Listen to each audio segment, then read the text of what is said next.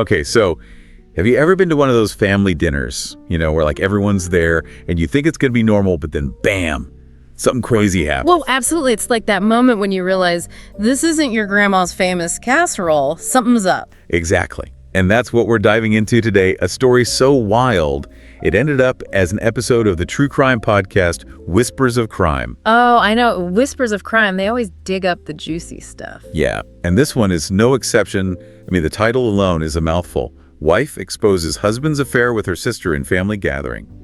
Ends horribly. Wow. Okay, so right off the bat, we've got family drama, betrayal, and a hint of something sinister. You got it. And the Whispers of Crime host really sets the scene well. It all starts with this woman, Sarah, hosting a seemingly ordinary family dinner. Everyone's gathered, enjoying the food, oblivious to the bombshell about to drop. So it's like a perfectly normal dinner, then what? She just blurts it out. Well, not exactly. See, Sarah's husband, Tom, is having an affair with, get this, her sister, Megan. Oh no, that's a recipe for disaster. You never want to be caught in the middle of a family feud like that. You're telling me, but instead of confronting them privately, Sarah decides to use this dinner as a platform for revenge. Bold move. I can already imagine the tension in the room. Oh, it's thick with it. And the podcast does a fantastic job of describing the atmosphere. Sarah comes armed with evidence. Printed texts, photos, even financial records.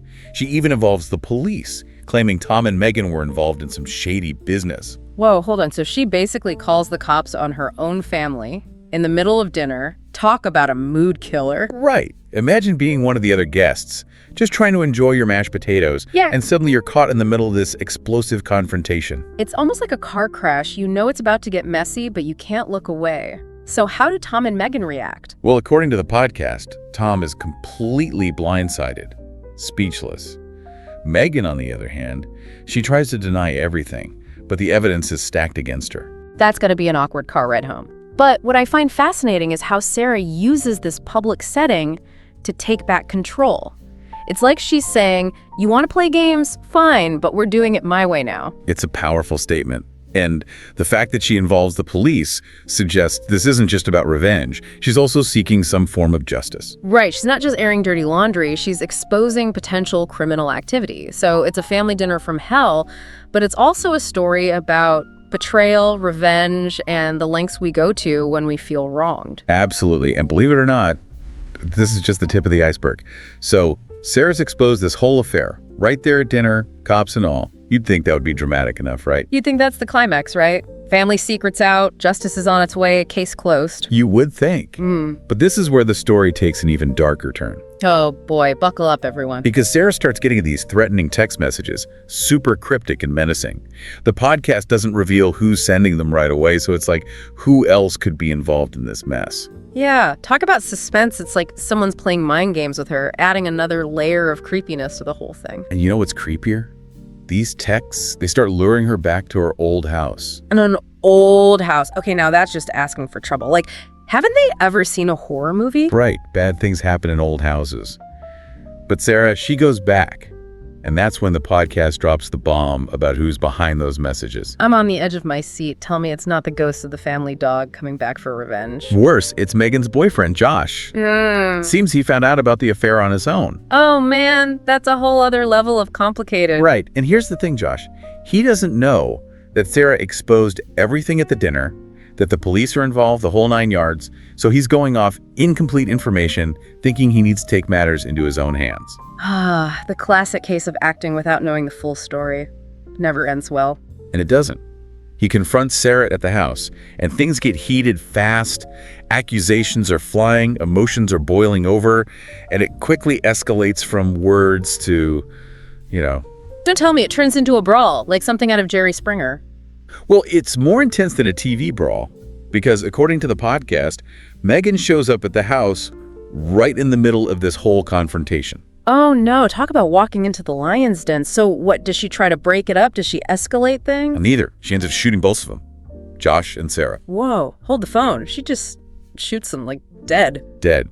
There's a huge turning point in the podcast because suddenly Megan's not just the other woman, she's a killer. Okay, yeah, that definitely changes things. Talk about a plot twist you don't see coming. But was it self-defense? An accident? Or did she go there with that intention? That's what the police are trying to figure out, and what makes it even more suspicious is what Megan does next. Let me guess, she doesn't call 911 and say, oh my gosh, there's been a terrible accident. Nope. She goes into full-on cover-up mode, tries to make up an alibi, ditches anything that might link her to the scene. It's like one bad decision just leads to another, and it keeps spiraling further and further out of control. It's like that saying, what a tangled web we weave when first we practice to deceive, and she's caught right in the middle of it. And the Whispers of Crime host, they really know how to build this suspense. It's like you know something bad is about to happen, but you just can't look away. Like watching a slow-motion train wreck. Totally. And the police, they're not falling for Megan's act. Not one bit. Well, the truth has a funny way of revealing itself, right? You'd think. But remember those witnesses who placed Megan's car near the old house? Mm-hmm. Yeah, that's not exactly helping her alibi. Oops, looks like someone forgot to tie up loose ends. And you can almost feel the walls closing in on her as the podcast goes on. Right. It's like, girl, just tell the truth. But I guess that's not really an option at this point. Not when you've woven yourself such a tangled web of lies. And it's a shame because in the process, she's kind of lost that victim status she had going on. Totally. Started with an affair, then bam, 2 people dead, and now she's facing murder charges. Talk about a fall from grace. It's a harsh reminder that actions have consequences. But honestly, what I find most disturbing is how this whole thing started with something so relatable. I mean, who hasn't felt betrayed at some point in their lives? Right, we've all been there. Yeah. But it's like, this story shows how easily that hurt can morph into something darker, something destructive. And the ripple effects, they just keep going. Sarah and Josh, their families are devastated. And even Tom, he's lost everything. It's just tragic all around. Yeah, and the podcast doesn't shy away from that, from the human cost of this whole ordeal. It leaves you with this heavy feeling, like what really went wrong here? Where's the justice in all this? Right. Because in the end, Megan's the one who ends up arrested, her fate uncertain, but nobody really wins in this scenario.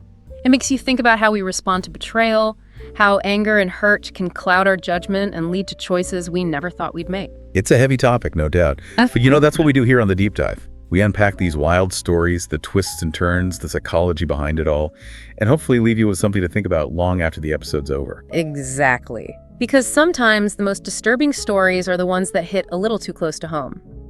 They remind us that even in the most ordinary of settings, like a family dinner, there can lurk extraordinary darkness. And that, my friend, is something to chew on.